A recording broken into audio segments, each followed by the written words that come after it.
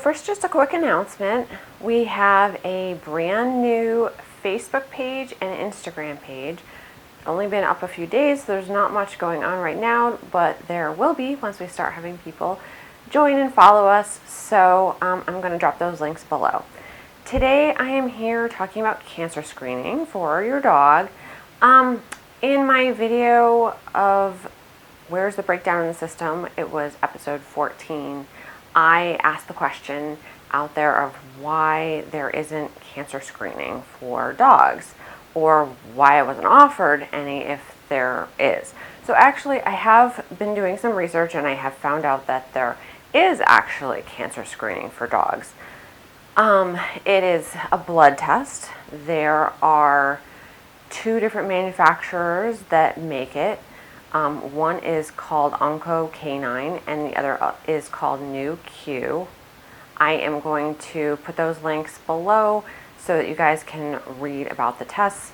They don't test for every type of cancer, but they do test for the common types, and they're fairly successful. They have a 70 to 80% chance of finding the cancer. They can be used before the dog even has symptoms or after the dog starts to get symptoms.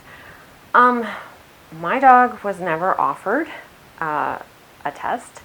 I would have liked it to be offered during his regular wellness test, and it wasn't. I think that it should be something that becomes standard for at least an option.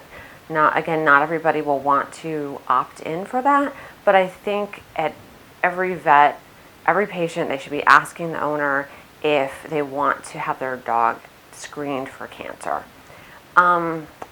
It would provide peace of mind for a lot of people to know that their dog doesn't have those cancers at that time. Not that their dog couldn't develop that cancer or a different type of cancer, but it does the same thing that it does for us humans, that it is peace of mind to know we don't have certain types of cancers. So I think that should become a regular offering, and I don't really know why it isn't right now. Again, my dog was never offered it. He wasn't offered it at his wellness visits, nor were we offered the option to get it once he started having symptoms. My dog had lumps and was lame, and it was a big mystery as to why. I went to 3 different vets. None of them asked me if I'd like to screen for cancer. I feel like that should have been an option, and I don't really know why this isn't part of regular wellness visits. Perhaps it could be cost. I honestly don't know how much it costs, but for the sake of my example, let's say maybe it costs $300. Again, I really have no idea. To put this in perspective, my dog has 3.5 months where he was battling cancer, and in that 3.5 months, which is a relatively short period of time, some dogs are able to live with cancer for a year or two, and so their journey is much longer.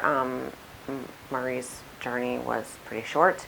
So in that 3.5 months, my dog racked up approximately $35,000 worth of bills related to his cancer.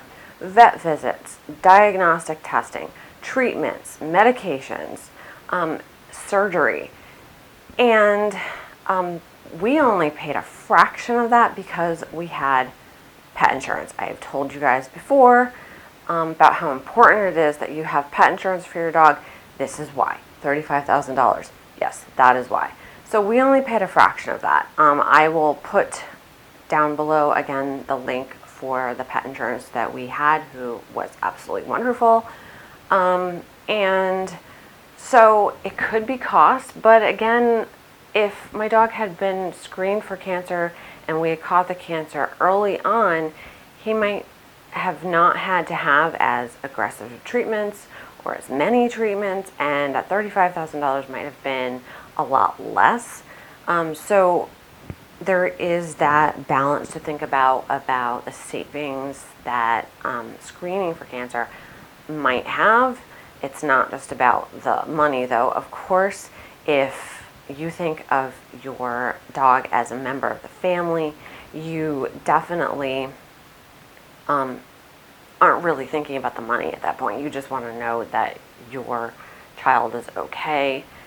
Get as much peace of mind as possible. Same with your human child. If you would have any tests to test them for certain diseases or conditions, you would do the same thing. So this is my discovery, and I think that it's worth you guys checking out the manufacturer's websites and discussing this with your own vets for your dogs. I think we have to try to get people on board with this to make this a habitual thing. And I will be back and let you guys know when I have some more information.